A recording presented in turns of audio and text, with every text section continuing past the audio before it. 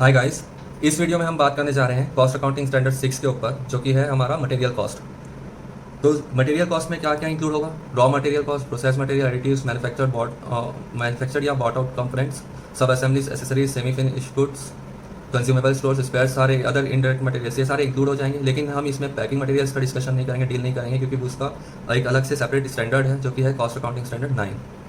अब आते हैं डेफिनेशंस पे। डेफिनेशंस एबनॉर्मल कॉस्ट क्या होता है? एबनॉर्मल कॉस्ट जो कि इरेगुलर होता है या अनएक्सपेक्टेड होता है, एबनॉर्मल सिचुएशन में अराइज होता है। एडमिनिस्ट्रेटिव ओवरहेड्स क्या होता है? जो कि जनरल मैनेजमेंट और एडमिनिस्ट्रेशन से रिलेटेड होता है। कॉस्ट ऑब्जेक्ट ऐसा ऑब्जेक्ट जिसके लिए हम कॉस्ट को मेजर कर सकते हैं, असर्टेन कर सकते हैं। डिफेक्टिव्स ऐसे प्रोडक्ट्स होते हैं जो क्वालिटी स्टैंडर्ड्स को मीट नहीं कर पाते हैं किसी भी। तो इसके दो टाइप्स होते हैं, रिवर्क्स और रिजेक्ट्स। रिवर्क्स ऐसे डिफेक्टिव्स का होते हैं जो जिस पे हम अगर एडिशनल खर्चे कर रहे हैं, रिसोर्सेज लगा रहे हैं, तो वो क्वालिटी स्टैंडर्ड्स को मीट कर जाएंगे। लेकिन रिजेक्ट्स जो हैं उसमें हम कितने भी रिसोर्सेज एडिशनली लगा लें, पैसे खर्च कर लें, वो कभी भी क्वालिटी स्टैंडर्ड्स को मीट नहीं कर पाएंगे। इम्प्यूटेड कॉस्ट का मतलब होता है नोशनल कॉस्ट। इंटरमीडिएट प्रोडक्ट क्या होता है? वर्क इन प्रोग्रेस, जो आगे requires further processing before it is saleable. ठीक है। फिर आगे direct material, indirect material. Direct materials ऐसे मटेरियल्स जो कि डायरेक्टली अट्रीब्यूटेबल टू कॉस्ट ऑब्जेक्ट होता है ना। और इनडायरेक्ट मटेरियल क्या हुआ? जो कि हम डायरेक्टली अट्रीब्यूटेबल टू कॉस्ट ऑब्जेक्ट नहीं होता है, जो डायरेक्टली ट्रेसेबल नहीं होता है। मटेरियल कॉस्ट होता है मटेरियल कॉस्ट क्या हुआ? Cost of material use for the purpose of production. Production overheads क्या हुआ? इनडायरेक्ट कॉस्ट हो गया। ओवरहेड्स का मतलब ही होता है इनडायरेक्ट एक्सपेंसेस, वो indirect cost involve in the production. Scrap ऐसा डिस्कार्डेड मटेरियल होता है जिसका कुछ खास सिग्निफिकेंट वैल्यू नहीं होता है, या यूजुअली ये क्या होता है, डिस्पोज कर दिया जाता है, डिस्पोज ऑफ। ठीक है। स्टैंडर्ड कॉस्ट क्या होता है? प्री डिटरमाइंड कॉस्ट होता है based on some technical specifications. ठीक है।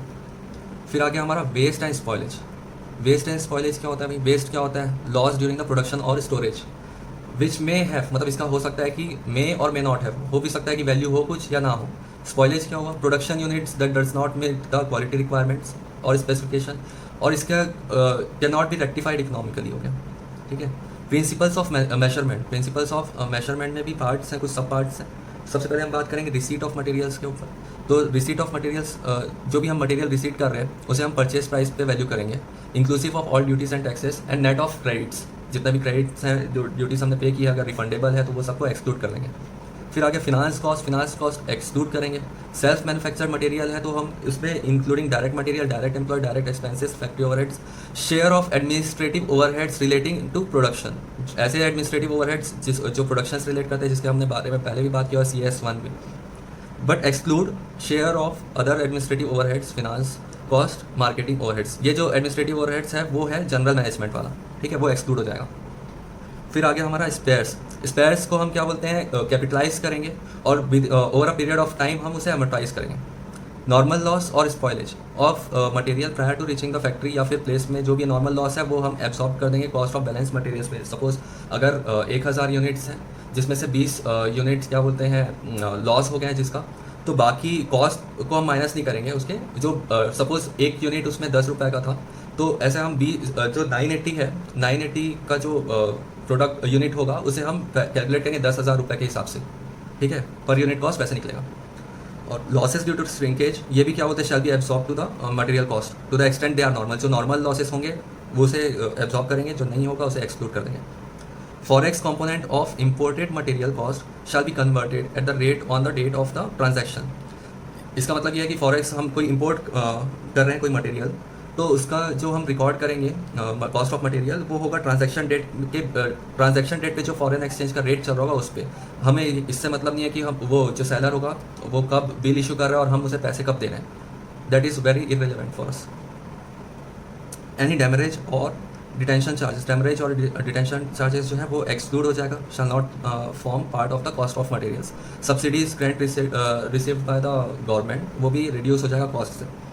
फिर अब आगे principle of valuation of issue of material. ये इशू ऑफ मटेरियल के केस में, तो ये इशू हम मटेरियल इशू को कैसे वैल्यू कर सकते हैं? First in first out, FIFO, LIFO, weighted average rate. तो ये 3 बेसिस है। और एक बार क्या बोलते हैं, जो भी valuation method of valuation follow हो रहा है वो कंसिस्टेंट बेसिस में होना चाहिए। और आज की डेट में एक बात करें तो लीफो उतना यूज़ में नहीं है, जो भी यूज़ में है तो वो है फीफो या फिर वेटेड एवरेज है। फिर आता है क्या बोल रहा है? Material where materials are accounted at standard cost, तो price variance related to the material shall be treated as a part of material cost। इसका मतलब ये है कि जो भी प्राइस वेरिएंस है, चाहे नॉर्मल रीजन की वजह से वेरिएंस आए या फिर एबनॉर्मल रीजन से, प्राइस वेरिएंस हमेशा क्या बोलते हैं, कॉस्ट ऑफ मटेरियल का पार्ट फॉर्म होगा।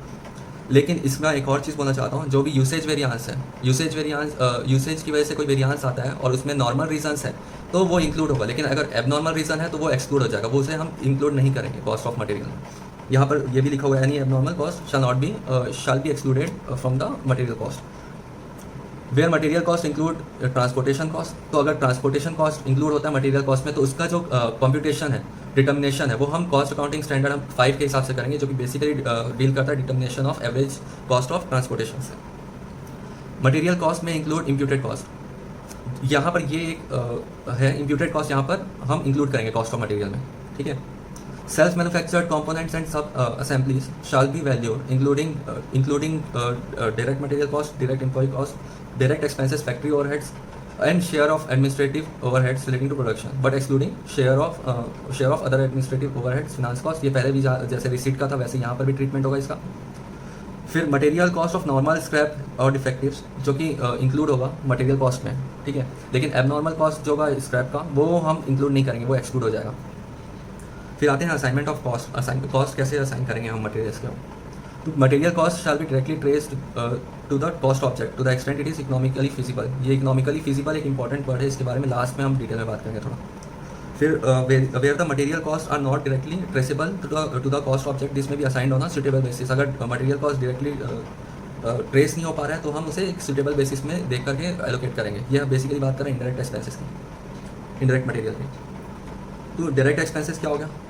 डायरेक्ट एक्सपेंसेस बोलते हैं where a material is processed or part manufactured by a third party according to specification to by the buyer, the processing manufacturing charges payable to the third party shall be treated as part of material cost. तो अगर हम किसी third party से कुछ material खरीद रहे हैं और कुछ पैसे पे कर रहे हैं, तो जो भी पैसा हम पे कर रहे हैं या फिर करने वाले हैं वो हम डायरेक्ट एक्सपेंसेस में ट्रीट करेंगे।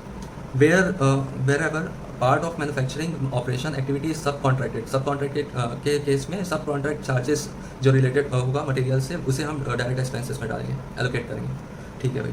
अब आते हैं असाइनमेंट ऑफ कॉस्ट में इंडायरेक्ट मटेरियल के। The cost of indirect material shall be assigned to the various cost objects based on a suitable basis such as actual uses or technical norms or a similar identifiable measure।